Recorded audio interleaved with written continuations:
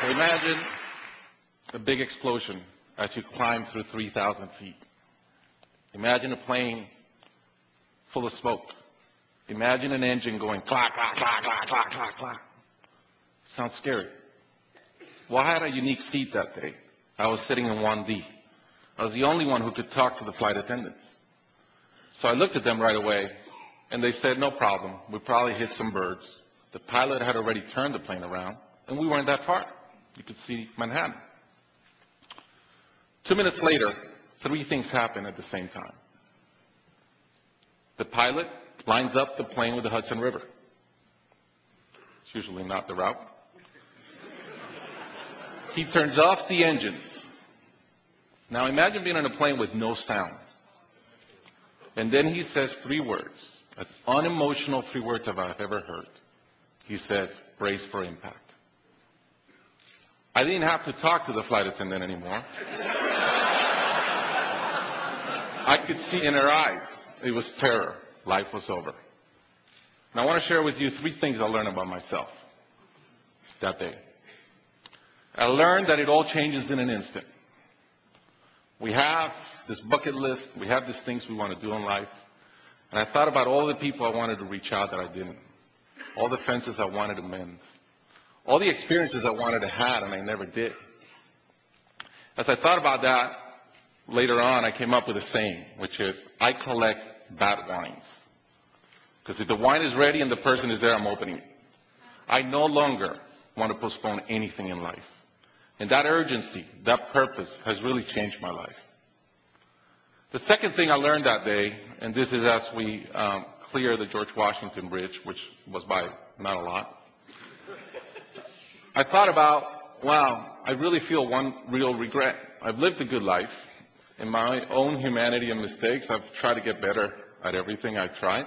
But in my humanity, I also allow my ego to get in.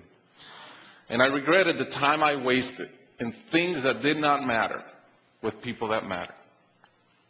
I thought about my relationship with my wife, with my friends, with people. And after, as I reflected on that, I decided to eliminate negative energy from my life. It's not perfect. It's a lot better. I've not had a fight with my wife in 2 years. It feels great. I'm no longer trying to be right. I choose to be happy. The third thing I learned, and this is as your mental clock starts going 15, 14, 13, you can see the water coming. I'm saying, please blow up. Right? I don't want this thing to break in 20 pieces like you've seen in those documentaries. And as we're coming down, I had a sense of, wow, dying is not scary. It's almost like we've been preparing for it our whole lives. But it was very sad. I didn't want to go. I love my life. And that sadness really framed in one thought, which is, I only wish for one thing. I only wish I could see my kids grow up. About a month later, I was in a performance by my daughter, first grader, not much artistic talent yet. And I'm bawling. I'm crying like a little kid. And it made all the sense in the world to me. I realized at that point, by connecting those 2 dots, that the only thing that matters in my life is being a great dad. Above all, the only goal I have in life is to be a good dad. I was given the gift of a miracle of not dying that day.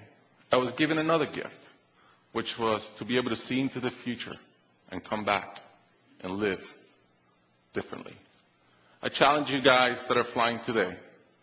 Imagine the same thing happens on your plane, and please don't. But imagine, and how would you change? What would you get done that you're waiting to get done because you think you'll be here forever? How would you change your relationships and the negative energy in them? And more than anything, are you being the best parent you can? Thank you.